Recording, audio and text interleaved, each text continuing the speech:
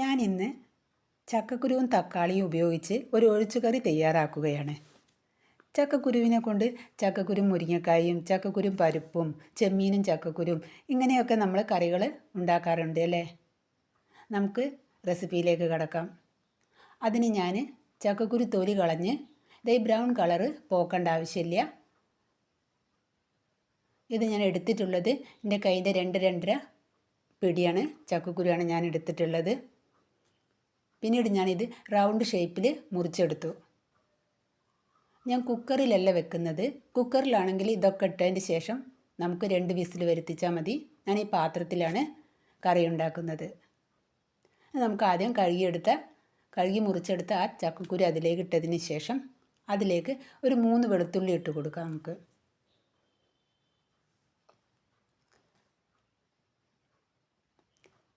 ഒരു 3 പച്ചമുളക് നടുവേ കീറിയതും ഇട്ട് കൊടുക്കാം.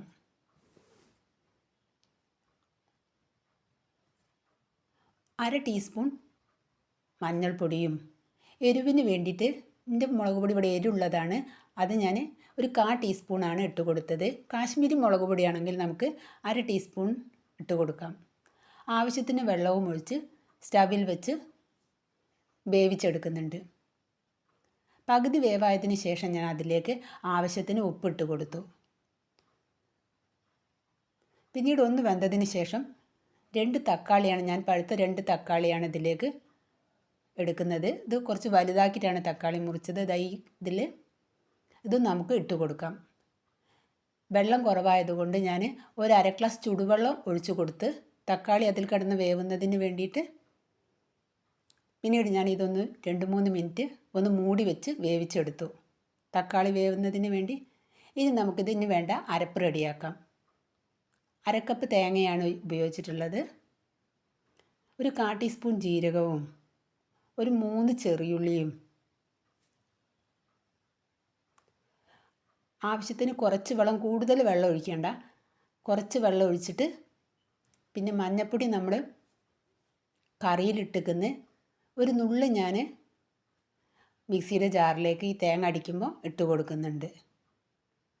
ഇനി നമുക്കിതൊന്ന് അടിച്ചെടുക്കാം മൂടിയതിന് ശേഷം.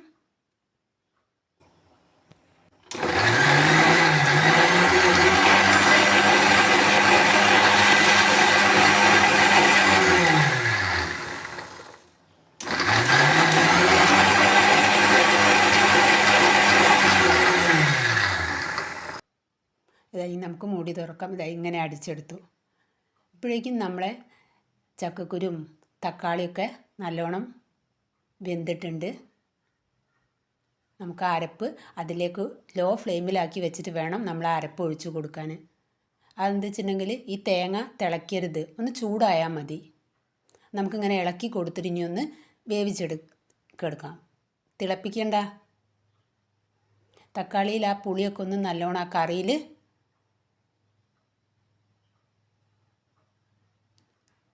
ആവശ്യത്തിന് ഇപ്പോൾ ഉപ്പ് വേണമെന്നൊക്കെ നമുക്കൊന്ന് ചെക്ക് ചെയ്യുക. എരിവ് വേണമെങ്കിൽ നമുക്കിപ്പോൾ മുളക് പൊടി ഇട്ട് കൊടുക്കരുത്. പച്ചമുളക് വേണമെങ്കിൽ 2 എണ്ണം ഇട്ട് കൊടുക്കാം. നന്നായി ചൂടായതിന് ശേഷം നമുക്ക് ഇനി ഇത് താളിച്ചെടുക്കാനുണ്ട്. നമുക്ക് ഫ്ലെയിം ഓഫാക്കാം. ചൂടായി കഴിഞ്ഞു. താളിക്കുന്നതിന് വേണ്ടി 2 ടീസ്പൂൺ വെളിച്ചെണ്ണ ഒഴിച്ചു കൊടുത്തു. അതിലേക്ക് അര ടീസ്പൂൺ കടുകിട്ട്, കടുക് പൊട്ടിയതിന് ശേഷം നമുക്ക് ഉലുവ ഒരു നുള്ളി കുറച്ചിട്ടാൽ മതി. ഉലുവ കുറച്ചിട്ടിട്ട് ഒന്ന് നമുക്ക് പൊട്ടിച്ചെടുക്കാം.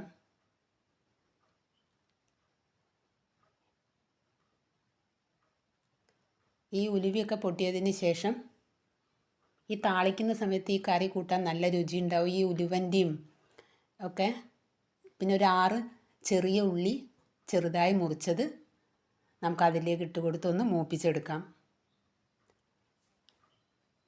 കറി ആ തക്കാളീൻ്റെയൊക്കെ പുളി ഇറങ്ങിയിട്ട് നല്ലൊരു പുളിയുണ്ട് കറിക്ക്, നല്ല സ്വാദുണ്ട്. ഈ താളിക്കുന്നതും കൂടി ഒഴിച്ചാൽ നല്ല രുചി ഉണ്ടാകും. ഈ ചെറിയ ഉള്ളിയൊക്കെ ഒന്ന് വഴന്ന് വന്നതിന് ശേഷം നമുക്ക് 2 വറ്റൽ മുളകും കൂടി ഒന്നിട്ട് കൊടുക്കാം.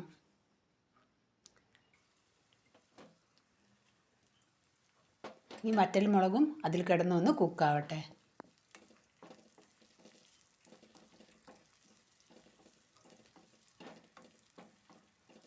ഉള്ളീൻ്റെ കളർ മാറി വരുന്നത് വരെ നമുക്ക് ഒന്ന് വഴറ്റിയെടുക്കാം. ഉലുവ വേണ്ടാത്തവർക്ക് ഉലുവ ഒഴിവാക്കാവുന്നതാണ്.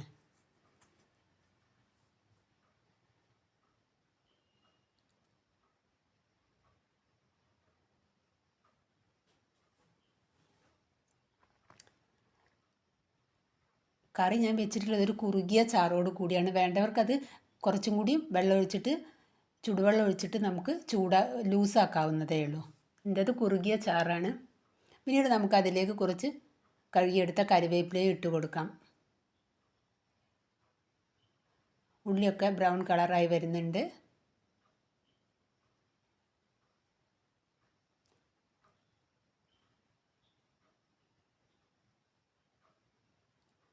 ഈ കറി ചോറിൻ്റെ കൂടെ കൂട്ടി കഴിക്കാൻ നല്ല രുചിയാണ്. നമുക്ക് പെട്ടെന്ന് ഉണ്ടാക്കിയെടുക്കും ചെയ്യാം. തക്കാളിയും ചക്കക്കുരും മാത്രം മതി. തക്കാളിൻ്റെ ആ പുളിയും ചക്കക്കുരുവിൻ്റെ ആ ഒരു അതിൽ വെന്താലുള്ള ഒരു രുചിയും കൂടി സൂപ്പറാണ്.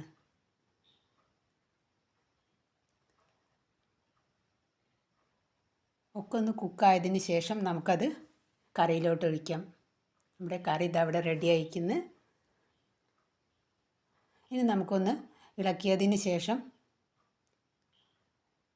ഒരു 2-3 മിനിറ്റ് ഒന്ന് മൂടി വെച്ച്